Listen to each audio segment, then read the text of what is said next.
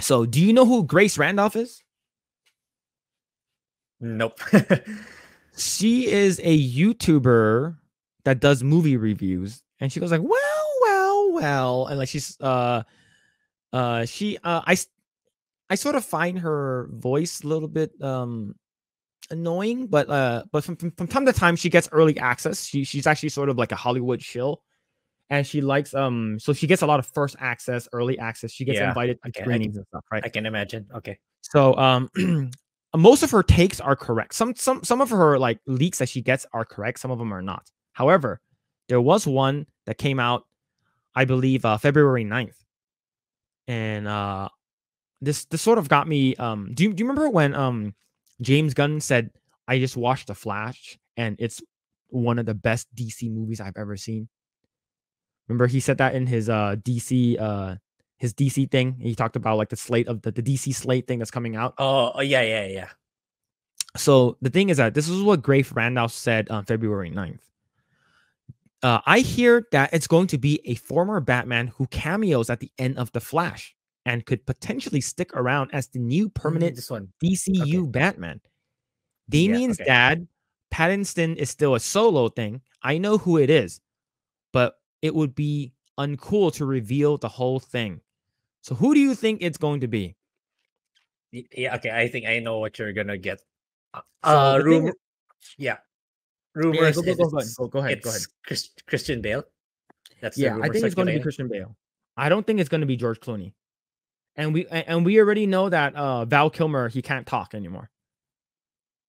Like he lost his voice. Like I think he got like some kind of like throat cancer or something like that. Like he can't talk.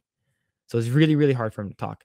So it's either between George Clooney or Christian Bale.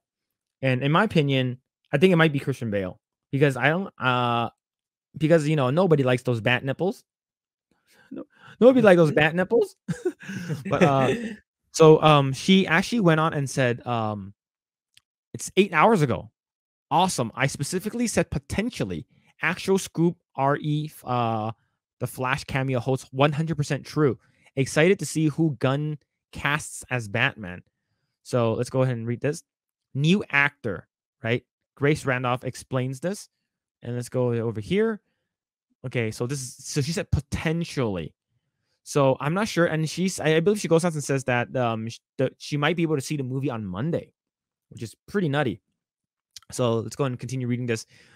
Let's keep it 100% here, folks. I am the only scooper who was correct. Henry Cavill didn't have a contract.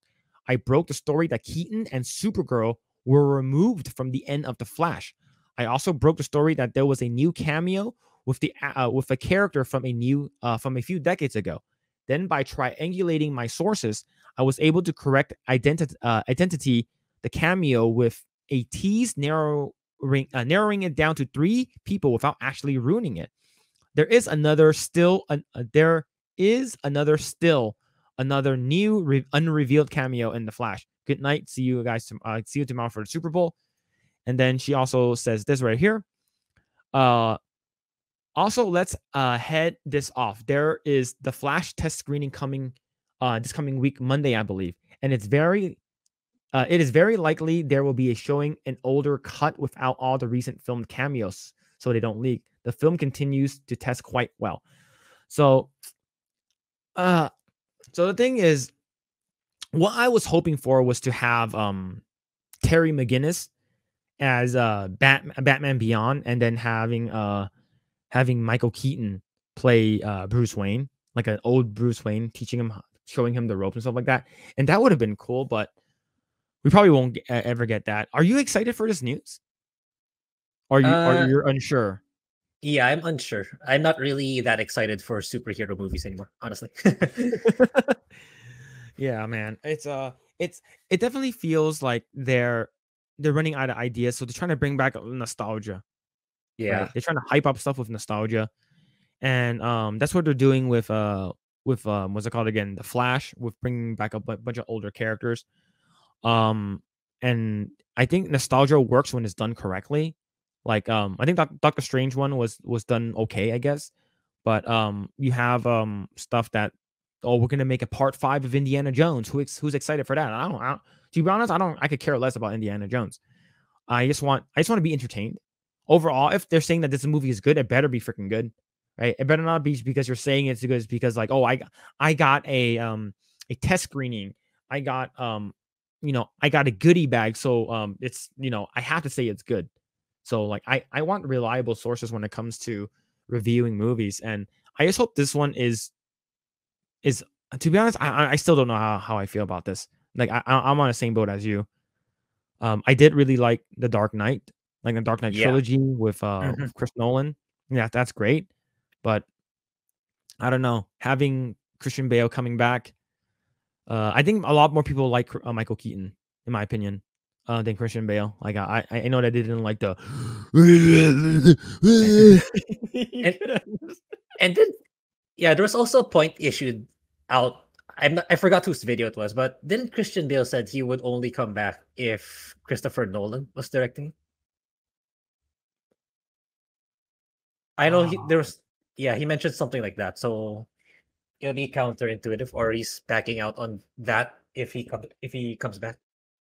I think the only way that Chris Nolan will come back is if they paid him a shit ton of money. Right, a shit Yeah. ton of money. Like the thing is that you're getting the Brave and the Bold, and you're bringing in Damian Wayne, and you already have a bunch of all these like other you have Damian Wayne, you have Jason Todd, and all the other previous Robins like Nightwing. You're gonna have all of that. I don't know if he was gonna do it. I'm not sure how that's gonna be. And I know we all know that the Flash is gonna reset everything. So if the Flash does reset everything, uh, because they're gonna have to have a Batman that's like seasoned, like a seasoned Batman. So if he's gonna be an older Batman, it does make sense for them to bring back Christian Bale because Michael Keaton is like 70 years old. Yeah. Like Michael Keaton's old, right? And I believe Christian Bale. Oh, good for you, Christian Bale. I think he's like in his 50s. Like I think he's like maybe late 50s, right? The Dark Knight trilogy was good in that it was the beginning, middle, and end. Yeah, it's I liked of course Dark Knight's the best. I really like Batman Begins. I did rewatch Dark Knight Rises recently again, and I was like, oh, this is still pretty good. I'm not a big fan of Annie Hathaway's as Selena Kyle. Yeah. Yeah, I'm not a really big fan of her how they portrayed her, but it was overall pretty good, right? It was a nice you wrapped it bow and sent it off and it's like, okay, this is great. But if they bring him back, I'm not sure how I would feel about it.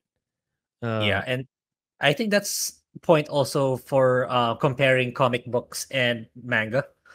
Is Mhm, that manga has a beginning, a middle, and end. Then that's it. Unlike here in superhero comic books, like they keep reiterating the same heroes again and again for literally hundreds of times, which is why it's struggling compared to manga. It's like mhm. people want something new, something that's not woke, which is I think comic book writers are struggling with. Like they need having to rehash the same heroes again and again. Unlike manga, it's you're in for a new plot line, for a new cast of characters, new story. That's why Mhm. manga is doing way better compared to comic books these days. Thanks for checking out this segment of the Project Eggroll podcast. If you like what we do here, please like, share, subscribe, hit the notification bell, and you will know next time when we go live. We do go live every Saturday at 8 p.m. Once again, we are just getting started. Tons of more video to come. Thanks, and we'll see you guys next time.